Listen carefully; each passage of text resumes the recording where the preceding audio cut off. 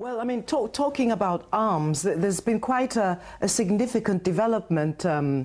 Odawa, in the piracy issue, in that we hear of a Dutch warship recently becoming involved in protecting and, in fact, getting rid of some pirates who tried to take over a ship. I mean, how do you see that piracy issue evolving? Is it likely to become more of a military battle than it has been in the past, do you think? It's a little bit difficult because there is more than 42 countries involving there in the Somali International Sea, and still the pirate is doing what they're supposed to do. So it's a little bit looking a little bit difficult is to understand why what they're doing there, the international military ships there, and still the pirate is still going on and on and on doing these things. Well, if I could bring you in, what do you think the answer to that is? I mean, Mr. Odawa, Mohammed has mentioned 42 different nations with a vested interest on some level around the waters around Somalia. How do you feel the piracy issue is impacting on the internal dynamics within your country? Well, I think the piracy issue evolved, as a separate issue from everything else, in the sense that it started with the grievances of some local fishermen who felt that they were squeezed out of the waters by bigger and more sophisticated and better armored ships from the international community, or from countries as far as Taiwan or China. The problem is the piracy issue is, on the other hand, part and parcel of the general problem, the general malice that is plaguing, the Somali territory, which is, lack of a unified consensus to deal with the country's problems as a whole, including the problem of piracy. So the piracy issue starting as a grievances on the part of the local fishermen, attained a life of its own and a dynamism of its own, which is quite separate from the rest of the issues. Right. Well, obviously the two are interlinked in terms of the situation that Somalia is in as a whole. A final word to you, Mr. Warsame. What potential do you think there is for the African Union to play a positive role in this? I'm aware that the African Union, in its latest meeting in Ethiopia, agreed, I think, 8,000 troops to be deployed to that area. Is this a useful addition?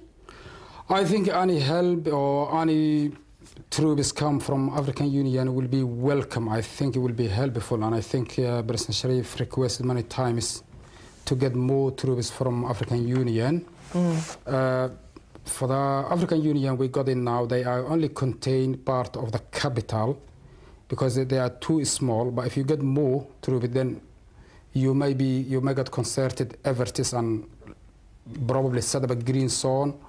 Yes. And I think as far as AU is concerned, any contribution will be welcome, but I'm doubtful because I think I was the Nigerian minister commenting today there's no peace to keep in Somalia. Yes. So we may not send some more troops. Okay. Well, thank you for the final word on that. And talking about Nigeria, we promised we'd read some emails. Here's a suggestion from Bayo, who's in Nigeria. He said Nigeria was forced together in 1914 by Britain, and this shows that Nigeria is not one and the center cannot hold. It's high time we separated or continue in a state of fumbling and wobbling. So Nigeria, he's saying, and a lot of people may not be aware, comprises in the western part, it's inhabited by the great Yorubas in the western part, the eastern part is inhabited by the Igbos, and the northern part is inhabited by the Hausas. Each of these three parts aforementioned is bigger than England and Scotland. Therefore, I see no reason why they cannot exist as a separate entity. What do you think about the idea of a fragmented Nigeria? Can it work better than the current situation? Please let us know by emailing africa@presstv.co.uk. And I'm afraid that's where we're finishing the discussion portion of our show today. But we have time for a quick roundup of some other news coming from the continent.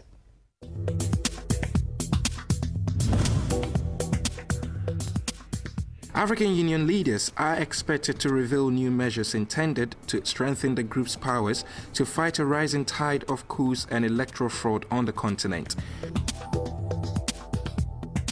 Africa's telecom sector is to receive private investments of more than $70 billion by 2012, surpassing the $55 billion promised by investors at a UN-backed International Communications Union meeting in Rwanda in 2007.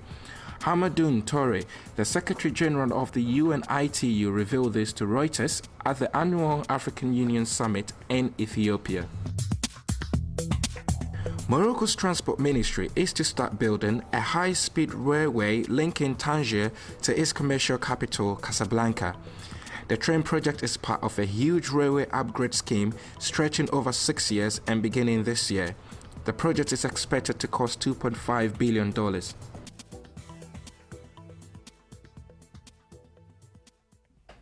And with that news from Morocco, that's it today. But we'd like to thank everyone who's been sending in comments, and I'd like to read another one. And this is from Jabulo Stemela, who is a South African based in Saudi Arabia. He says our show is fabulous, and he hopes and feels that it's giving a lot of hope to the African continent. And he says that the show helps people to understand African affairs as they really are. Keep on doing your show. I love it, and I wish it'll be there for many years to come. Do you agree? Email africa@presstv.co.uk. And a final one from Simon Hagos in Eritrea. My immense greetings, and I wish you success in every step. What you have done in your program is fabulous, and keep it up. Through your program, we Africans attain a lot of knowledge. And one issue I want you to raise on your program is the illegal sanctions imposed on Eritrea by the UN in December of 2003.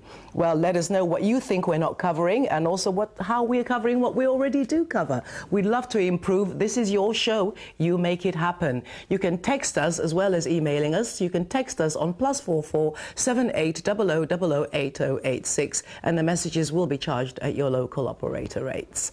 A big thank you to today's informative panel. They were Abdullahi Warsame, Abdul Odawa-Mao, and Mahmood Delmar. Thank you for watching. Join me, Vuyiswa, again next week for more news and analysis on Africa Today.